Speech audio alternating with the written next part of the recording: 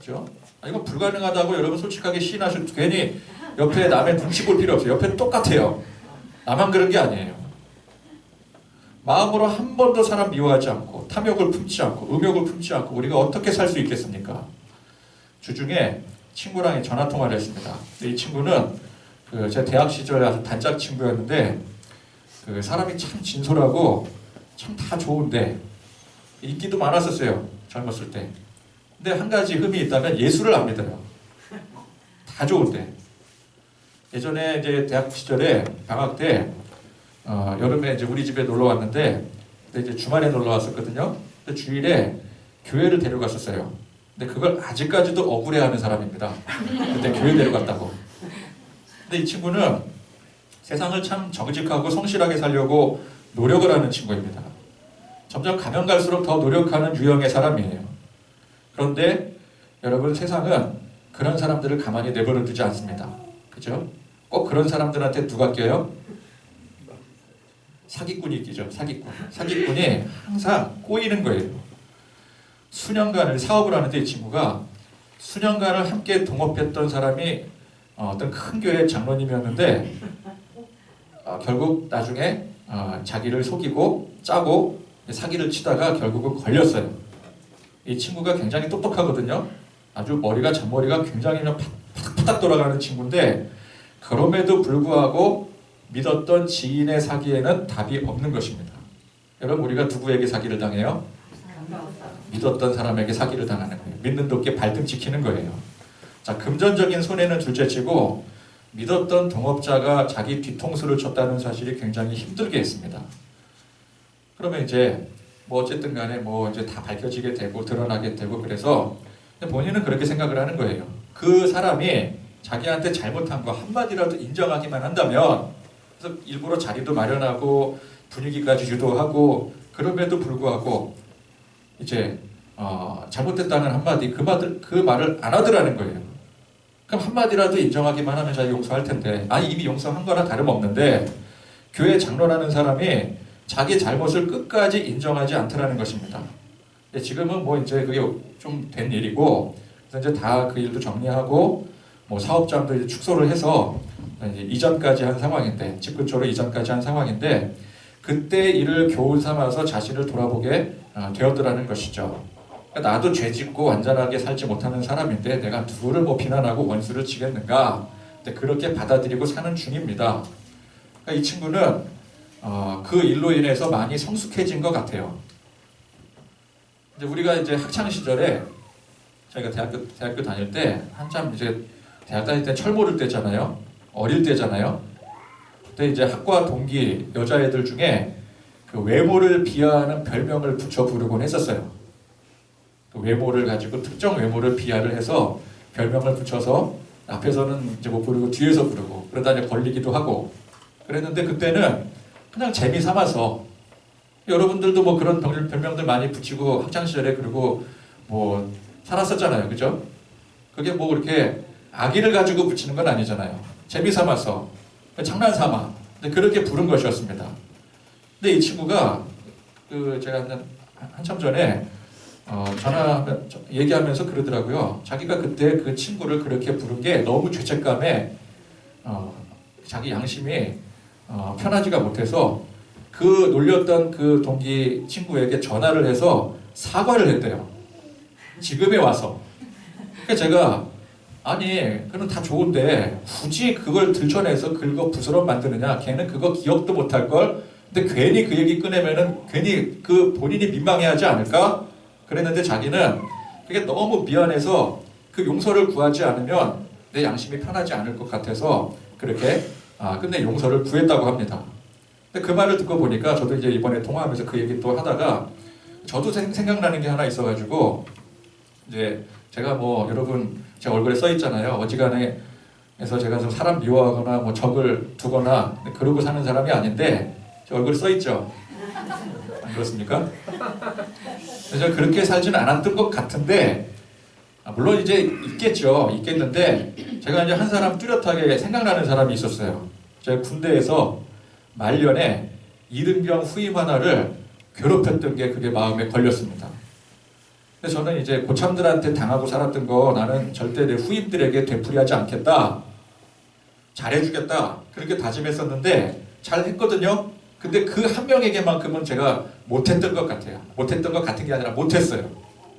근데 그때는 제가 그 후임을 괴롭힌다는 생각을 안 했고 그냥 뭐 재미 삼아서 뭐 말년 병장이 이등병 하나 데리고 논다. 재미 삼아서 짓궂게 데리고 놀았다. 뭐 그렇게 험한 군대 생활 하는데 잘하라고 강하게 훈련시킨 거다.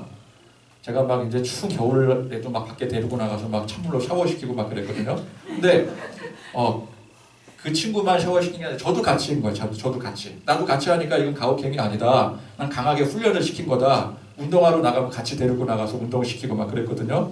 근데 나중에 생각해 보니까 그런 게 다 그 사람에게는 이 가혹행위로 받아들여질 수밖에 없는 그런 행동들이었어요.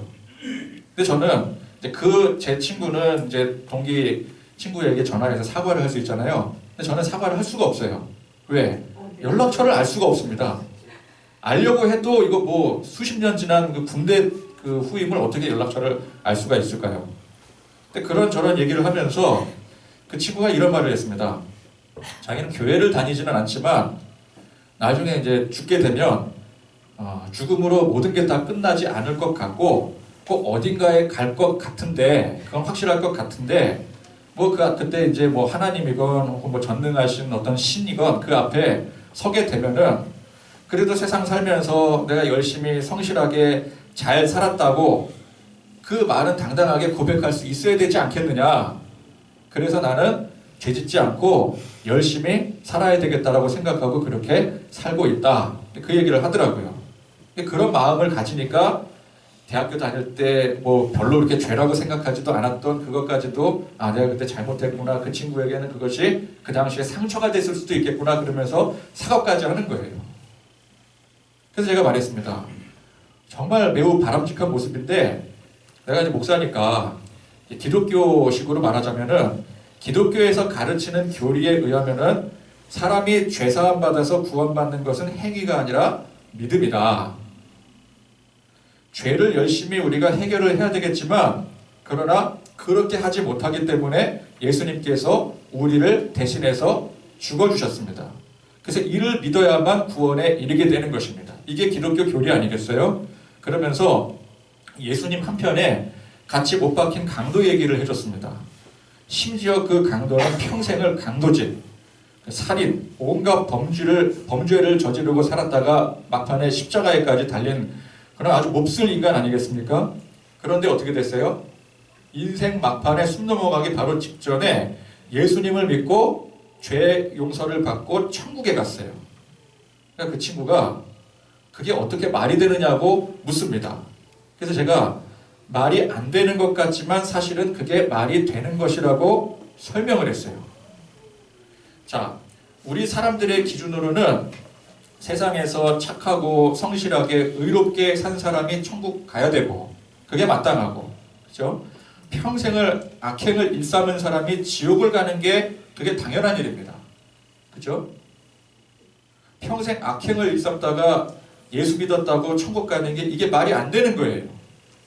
그게 도대체 뭐라고?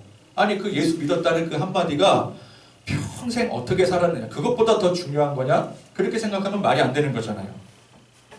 그런데 여러분 그렇게 생각하는 기준은 뭐가 기준이 되는 것입니까? 행위가 기준이 되는 거잖아요.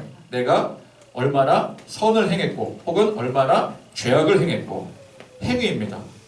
자 그러면 사람이 얼마나 의를 행해야 천국에 갈 수 있고 혹은 얼마나 죄를 행해야 지옥에 갈 수 있을까요? 이거 뭐 정해진 거 있습니까? 딱히 정해진 건 없잖아요. 그냥 우리가 생각할 때 죄를 많이 지으면 지옥 가고 선을 많이 행하면 천국 갈 것이다. 근데 그 많이라는 개념이 굉장히 모호한 개념이라는 거죠.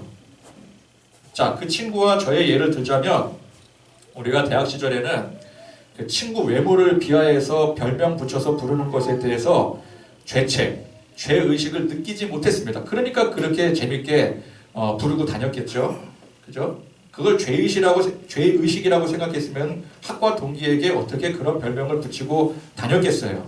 죄의식이라는 것, 죄라는 것을 몰랐기 때문에 그렇게 장난삼아 재미로 붙이고 다녔던 거예요.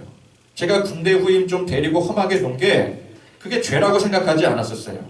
그런데 세월이 흘러서 사람이 생각이 깊어지고 성숙해지니까 야, 그때 내가 행했던 그 일이 그게 죄라는 사실을 알게 됩니다. 새로운 죄의식이 생겨난 거예요. 그죠? 그런데 여러분, 그렇게 알게 된 것만 해도 많이 성숙해진 겁니다.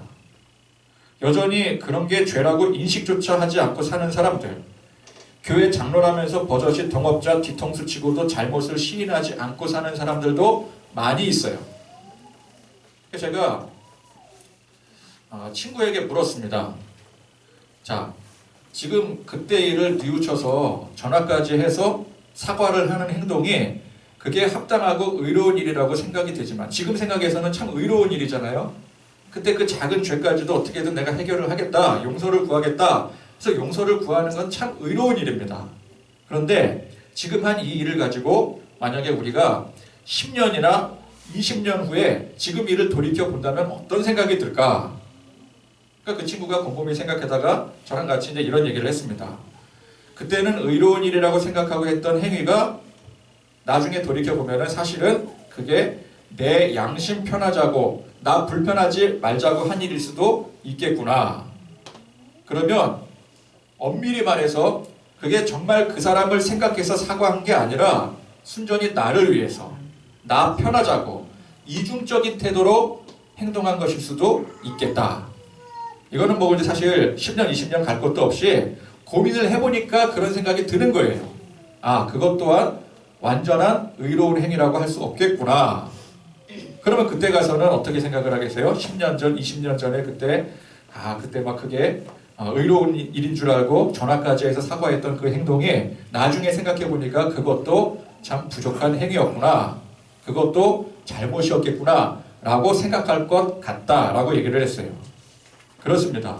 우리가 살면서 점점 우리의 생각이 깊어지고 성숙해진다고 가정을 할 때, 그죠? 사람이 점점 성장한다고 가정을 할 때 우리는 살면 살수록 이 죄의식이 깊어지게 되는 겁니다. 예전에는 죄라고 생각하지 못했던 것들이 야, 그때 알고 보니까 그게 죄였구나 라는 것을 깨닫게 되는 거예요. 그 친구나 저나 대학 시절 혹은 제 군대 시절에 그때는 그게 죄인지 몰랐는데 지금 와서 생각해 보니까 야, 그게 죄였구나 깨닫는 것처럼 말이죠. 자, 사람이 수명이 100년이 채 안 돼서 그렇지만 만약에 사람 수명이 1000년, 만년까지 살 수 있다라고 한다면 어떻게 되겠습니까? 자, 100살이 돼서 그만큼 성숙해진 의식이 자, 1000살이 되었어요. 우리 1000년 만년 사니까. 그럼 1000살이 되었으면은 그 100살 때 가졌던 그 성숙했던 의식이 1000살의 기준으로 볼 때는 어떻게 보이겠습니까? 매우 가소롭고 미숙해 보이겠죠. 그때는 내가 대단한 것처럼 보였어요. 난 거의 이제 의인이 되었어. 난 성인이야. 정도까지 생각을 했었는데 1000살이 되고 놓고 보니까 너무 창피한 거예요. 그죠? 그러면은 그 1000살만큼의 수준이 굉장히 성숙해졌다라는 거 아니겠습니까? 근데 그 기준을 가지고 또 이제 9000살을 더 살았어요. 10,000살이 됐어요. 그러면 10,000살이 되어서 그때 그 1000살 때 그 성숙했다라고 생각했던 것이 10,000살이 되어서는 어떻게 생각이 되어지겠습니까? 그게 뭐가 성숙했냐? 그걸 가지고 성숙하다고 나 잘났다고 생각한 나 자신이 부끄럽다. 그러면서 또 그때 수준이 매우 미숙하게 보이겠죠. 자, 무슨 뜻입니까? 이 죄의식이라고 하는 것은 살면서 더 깊어지면 깊어졌지 결코 얕아지지 않는다라는 거예요. 단 전제가 우리가 점점 성숙해진다고 가정을 했을 때, 그죠? 죄의식은 더 깊어져 가는 것입니다. 행위를 기준으로 볼 때 제가 대학교 다닐 때 그래도 나쁜 짓 안 하고 사니, 그러니까 대학교 다닐 때는 그 친구나 저나 착하게 살았어요. 성실하게 살았었어요. 뭐 고작 나쁜 짓 한 게 친구 별명 지어서 부른 정도였었어요. 도둑질도 안 했어요. 그 친구가 한번 지갑을 주신 적이 있었는데 내가 주셨으니까 이거 용돈 나눠줄게. 나눠준 적은 있었거든요. 훔친 건 아니었어요. 주신 거였어요. 고작 그 정도. 그러니까 그 정도 수준에서 우리 대학 다닐 때는 그 기준으로 천국 갈 수 있을 것 같았어요. 그죠? 우리보다 더 사기치고 다니고 거짓말 치고 남 뒤통수 치고 막 배신하고 뭐 헌신짝처럼 막 발로 차고 막 그런 친구들도 많았는데, 그런 사람들에 비하면은 우리는 얼마나 깨끗하게 살았습니까? 그때 기준으로는 나쁜 사람들이 훨씬 더 많아 보이니까 우리 정도면은 착하게 살고 의롭게 살고 나중에 뭐 천국이나 지옥을 갈 수 있다면 우린 천국까지 당연히 지옥 가겠느냐? 우리가 천국 못 가면은 세상에 천국 갈 수 있는 사람이 누가 있겠느냐? 그러나 지금 기준으로 볼 때는 우리 대학 시절 혹은 군대 시절 그대로라면은 천국 절대 못 갈 것 같아요. 그 친구가 그러더라고요. 내가 만약에 대학교 시절 그러고 다녔을 때 생각해보면 그땐 천국 못 갔을 거라고. 그럼 지금은 천국 갈 것 같냐? 좀 갈 수 있지 않을까? 이제 그렇게 얘기를 하는 거예요. 근데 지금은 이제 그래도 수준이 높아져서 또 이만큼 하면은 그래도 천국 가겠지. 그래도 나는 남들 뒤통수 안 치고 그 장로님처럼 동업자 사기 안 치고 그것도 용서도 하고 그럴 줄 아는 사람이기 때문에 이 정도면 천국 가지 않겠느냐? 지금도 그렇게 생각하지 않겠어요? 그러나 우리가 또 100살이 되면은 100살이 돼서 지금 이때를 보면은 그 수준으로 천국 갈 것 같습니까? 못 가겠죠. 못 간다고 생각하겠죠. 100세 인생의 그 얕은 기준으로 평생 법 잘 지키고 선을 행하며 산 사람과 평생 법을 어기고 악행을 하고 산 사람, 그 차이가 너무 큽니다. 그죠? 우리처럼 그래도 법 잘 지키고 선한 양심을 가지고 사는 사람과 예수님 한편에 평생을 강도짓하고 살인하고 몹쓸 범죄 저지르고 살았던 사람과 어떻게 같을 수가 있겠어요? 그 수준 차이가 나도 너무 나게 되는 거죠. 그러나 그건 100세 인생의 기준이고, 만약에 1000세, 만세까지 살 수 있는 그 인생의 기준으로 보자면 그게 과연 얼마나 큰 차이가 될까요? 그게 큰 차이일까요?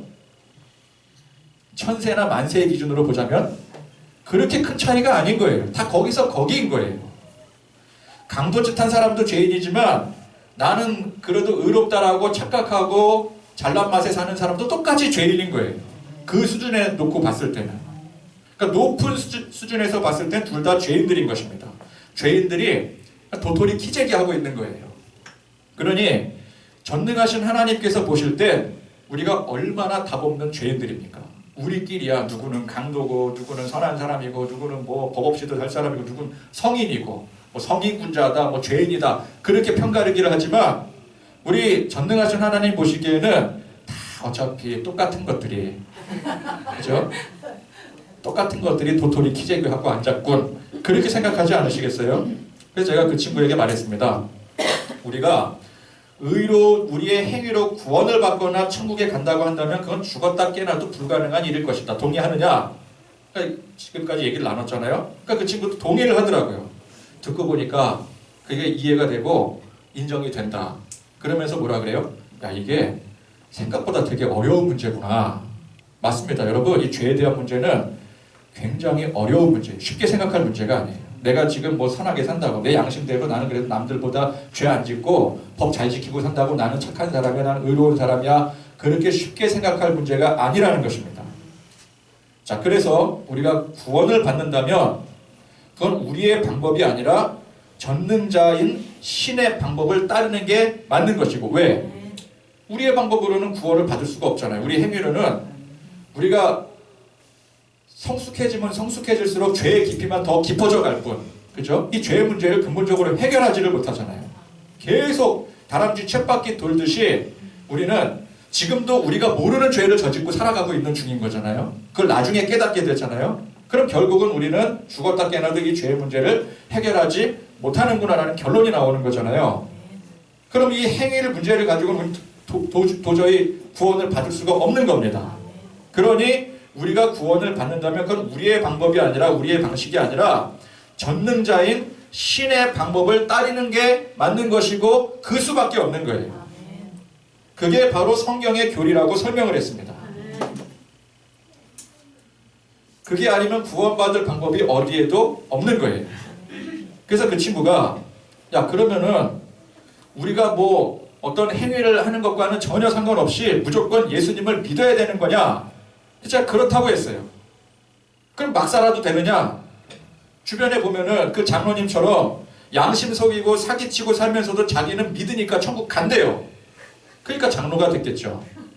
아, 장로가 자기가 천국 간다 그러지 지옥 간다 그러겠습니까? 그 사람은 평소에 그랬대요. 나처럼 예수 믿어야지 천국 가. 그래서 뭐 당신도 교회 다녀야 돼 뭐 그러면서 이제 평소에 얼마나 전도를 했겠어요? 그 뒤에서는 사기치고. 그래서 본인은 그럼에도 불구하고 천국 간다는 거죠. 근데 그런 사람들 보면은 이 친구가 아무리 이해를 한다고 해도 그거는 좀 아닌 것 같아. 그래서 제가 물었습니다. 여러분들에게도 묻겠습니다. 자, 여러분들께서 착하고 의롭게 살아야지 그렇게 작정하고 사는데 살면 살수록 깨닫게 되는 게 앞서 말한 것처럼 죄의식이 더 깊어져 가면서 아, 이 죄의 문제를 내가 도저히 해결할 수가 없는 것이구나. 결국 그걸 깨닫게 되는 거 아니겠어요?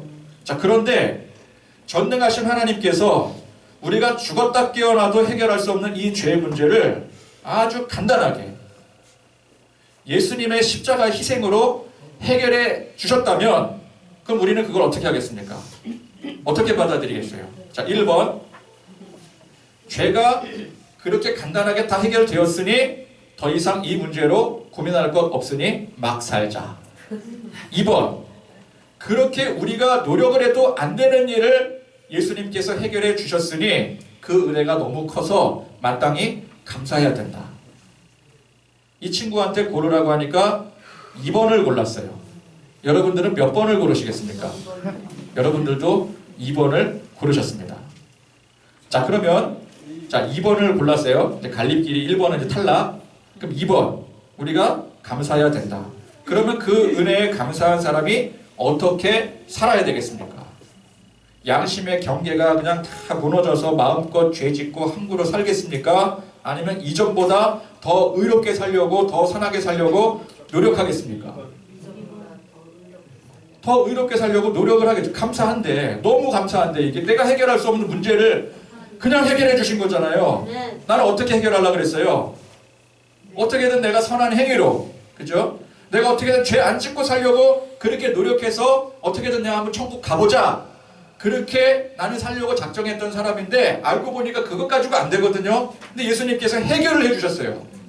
그러니 어떻게 살겠어요? 아, 이제 그 노력 안 해도 되니까 나 이제 막 살자. 그게 아니라 더 감사하는 마음으로 더 양심에 비추어 살아야 되는 게 그게 정상인 겁니다. 이전에는 그렇게 노력하면서도 이 해결이 안 되는 해결이 안 되는 답답함이 뭐예요? 도대체 내가 얼마나 선을 행해야지 내가 구원을 받거나 천국에 갈 수 있는 거야? 그거 해결이 안 된 거잖아요. 그냥 막연하게 내가 착하게 선하게 살면은 천국 가겠지 라고 생각하고 산다면은 그게 해결이 안 되기 때문에 후련하지 않잖아요. 착하게 선을 행하면서도 후련하지 않는단 말이에요. 그러다 보니까 어떻게 자꾸 고행을 하는 거예요. 자기 몸에 막 채찍질하고 이래도 안 될 것 같고 저래도 안 될 것 같고 면벽 참선을 했는데도 20년 동안을 면벽 참선을 했는데도 그것 가지고도 안 될 것 같아요. 마음이 불안해요. 그러니까 어떻게 해요? 자기 몸에 채찍질을 하는 거예요. 사람들이 그래요. 이래가지고 내가 천국 갈 수 있겠느냐 맨날 이 생각하는 거예요. 여러분 착하고 선하게 사는 사람들한테 물어보세요. 천국 갈 수 있을 것 같아요? 그러면 아유 제가 이래서 어떻게 천국 가겠어요? 항상 그렇게 얘기를 해요. 의구심이 드는 거예요. 그러니까 이전에는 그렇게 노력하면서도 해결이 안 되는 답답함에 뭔가 막히는 기분이었는데 선하게 살면서도 막히는 기분이었는데 이제는 똑같이 선을 행하고 의롭게 살아도 그게 해결된 후련함으로 살 수 있는 거예요. 왜? 우리가 예수님을 믿음으로 이미 천국 백성이 되었고 구원을 받은 사실이 확정되었기 때문에 그 차이가 있는 거예요. 자, 진실된 양심을 가지고 사는 사람은 예수님을 만나서 죄사함의 은혜를 받았을 때 그 양심이 갑자기 사라지지 않습니다. 여러분 예수를 안 믿고도 자기 양심 속이지 않고 착하고 선하게 살려고 노력하는 사람이 예수 믿는다고 그 양심이 사라지겠습니까? 더하면 더해지는 거죠. 그 깊이가 더해지는 거예요. 그러므로 내가 예수 믿어서 죄사함 받고 구원받아 천국 백성이 되었으니 그것으로 다 해결된 것이다. 양심이고 뭐고 자유함으로 막 살자. 이러는 사람이 크게 잘못된 것이지 기독교 교리가 잘못된 게 아니에요. 근데 그렇게 사는 사람들이 예수 믿는다고 또 예수 믿으라고 떠들어대니 사람들이 기독교 교리를 크게 오해하고 있는 겁니다. 그게 말이 되느냐? 어떻게 저렇게 사는 사람이 천국 갈 수 있겠느냐? 그렇게 오해를 살 수밖에 없는 거예요. 여러분, 구원이 행위 기준이 아니라고 행위를 아무렇게나 생각하고 쉽게 생각하는 사람은 진짜 예수 믿는 사람이 아닙니다. 진짜 예수 믿는 사람은 마땅히 행위도 더 열심히 해야 되는 거예요. 내 양심이 더 깊은 죄의식을 깨달아 이전에는 죄라고 생각하지 않았던 것일지라도 지금 이 양심의 죄라고 여겨지면 뉘우치고 회개하고 그 양심에 맞는 삶을 살아야 되는 것입니다. 그게 정상인 거예요. 예수 믿으면 그게 오히려 더 깊어져야 되는 것이지 그게 없어지는 게 아닙니다. 예수 안 믿는 제 친구들 그렇게 살려고 노력을 하는데 예수 믿는 사람들이 어떻게 그런 노력 없이 자기 잘난 맛에 살 수 있겠습니까? 우리는 항상 겸손해야 됩니다. 내가 지금 의로운 행위를 할지라도 의로운 생각을 할지라도 지금 내 수준에는 이게 의롭다라고 생각할지 모르겠지만 나중에 더 수준이 깊어지면 이 또한 의로운 일이 아닐 것이다. 이게 예수 안 믿는 그 친구의 생각이었어요. 그러면 우리 예수 믿는 사람들은 어떻게 해야 돼요? 더 낮아지고 더 겸손해야 됩니다. 우리는 조금도 자랑할 게 없는 거예요. 오늘 말씀에 간음하지 말라. 자, 죄에 대한 의식 수준이 낮을 땐 간음이라는 행위를 하지 않으니 나는 의롭다고 생각을 하게 됩니다. 그죠? 간음은 다른 사람의 얘기지 나는 간음을 하지 않았기 때문에 나는 의인이야 라고 생각을 하게 돼요. 그러나 죄에 대한 의식 수준이 깊어지면 그게 단순히 행동만 지켰다고 의로운 게 아니게 되는 거예요. 오늘 성경 말씀에서처럼 음욕을 품고 여자를 보는 것도 이미 간음을 한 거예요. 그러니 단지 간음을 하지 않는 행위 가지고는 이 율법의 말씀을 지켰다라고 할 수가 없는 것입니다.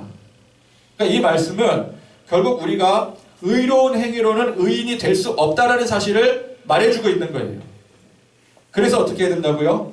예수님의 십자가의 희생을 믿어야 됩니다. 그걸 받아들여야 돼요. 그러면 또 거기서 끝나는 게 아니라 오늘 이 말씀이 다시 재해석이 되는 거예요. 우리가 우리의 행위로 도무지 이룰 수 없는 의의를 예수님께서 우리를 대신해서 희생하심으로 이루셨으니 그 말할 수 없는 은혜에 감사할 수밖에 없는 우리가 이제 이 말씀을 우리의 양심껏 최선을 다해서 지켜 행해야 되는 것입니다. 마땅히 그렇게 나가야 되는 거예요. 나는 간음의 행위를 하지 않았으니 나는 의롭다. 그렇게 자랑하고 다니면 안 되는 겁니다. 적어도. 또 누군가가 간음의 행위를 했다고 정죄하고 비난할 수 없는 거예요. 여러분, 이 간음의 죄는 굉장히 심각합니다.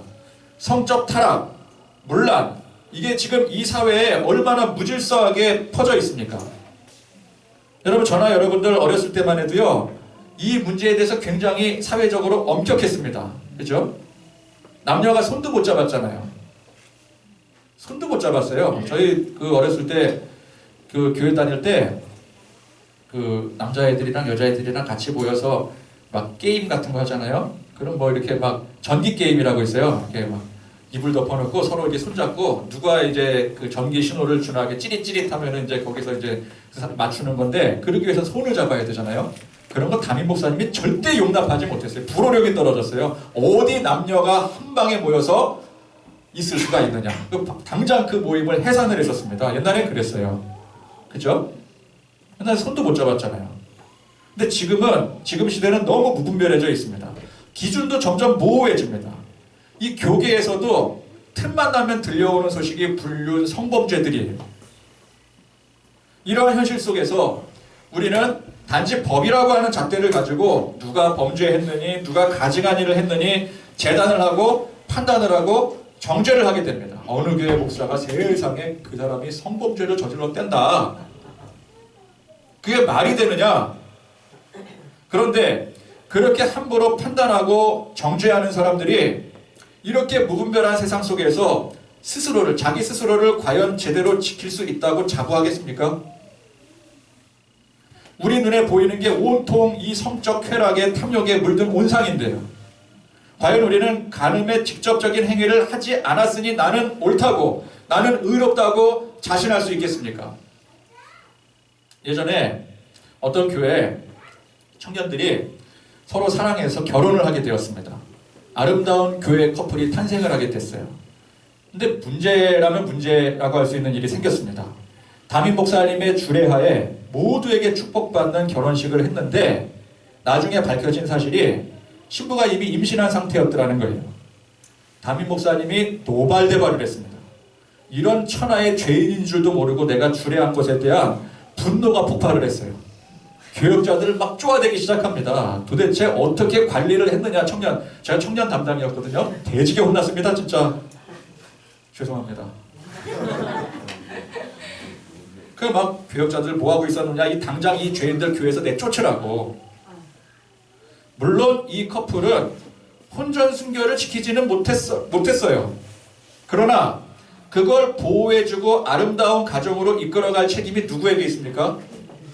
교회에 있고 목사에게 있는 거예요. 그러나 돌아오는 것은 정죄뿐이었습니다. 주홍 글씨 낙인을 찍는 일이었어요. 행위에 대해서 판단을 하고 정죄하여 낙인을 찍는 일은 누구나 할 수 있는 일입니다. 그러나 할 수 있다고 해서 하면은 안 되는 일입니다. 예수님께서 누구든지 죄 없는 자가 돌로 치라고 했어요. 누구든 죄인을 향해 돌로 칠 수 있는 상황이었지만 그것은 결코 행해서는 안 되는 일이었습니다. 그렇게 정죄하는 나는 그 죄 앞에 당당히 부끄러움 없다고 자신할 수 있겠습니까? 그게 자신이 없다면 누군가를 내가 정죄를 하듯이 내 죄도 똑같이 누군가에게 정죄를 당해야 되지 않겠습니까? 그 목사님이 마음으로라도 누군가에게 단 한 번이라도 음욕을 품은 적이 있다면 자기가 그 부부를 정죄했듯이 반대로 그 부부에게 그 일에 대해서 정죄를 당해야 되지 않겠습니까? 그러면 그 부부가 그 일 때문에 교회를 떠나야 된다면 그 목사님도 떠나야 되는 거죠. 원칙적으로 하자면. 세상 사람들은 죄에 대해서 너무 가볍게 생각을 합니다. 제 친구처럼 무겁게 생각하고 행동하는 사람들이 극히 드문 현실입니다. 그런데 교회 다니는 사람들도 죄를 가볍게 생각하는 데 있어서 별반 다르지 않더라는 것이죠. 행위 구원이 아니니까 행위를 오히려 막 해도 된다고 생각을 해요. 그런 자기 행위는 전혀 돌아보지 못하면서 남의 행위를 지적하고 정죄하기 바쁩니다. 오늘 말씀뿐만 아니라 계속해서 이어지는 말씀은 이 죄에 대한 우리의 인식이 얼마나 얕은가를 보여주고 그 인식의 깊이가 더욱 깊어져야 됨을 말씀하고 있는 거예요. 단순하게 생각하면 안 됩니다. 단순하게 생각하면 우리는 대부분 다 의인들입니다. 그죠? 죄에 대해서 우리가 별 그냥 고민 없이 단순하게 생각한다면 여기 있는 사람들 다 의인이죠. 물론 원칙적으로 예수를 믿었기 때문에 신분상 의인이 된 건 맞아요. 그러나 정말 이 죄의 문제를 놓고 보면 우리가 과연 의인이라고 말할 수 있겠습니까?